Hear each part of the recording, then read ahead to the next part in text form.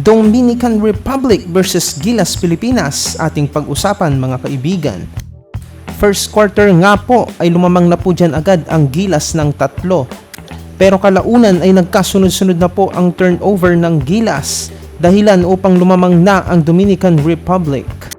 Pero sa second quarter nga po ay nagkaroon ng run ang Gilas sa pangunguna ni Kiefer Ravena at Renz Abando.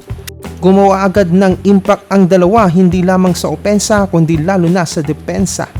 Natapos po ang first half tabla 42-all.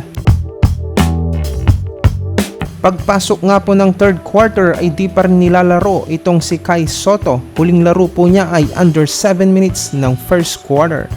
Magandang pinakitang laro ni Abay at Edu guarding Karl Anthony Towns.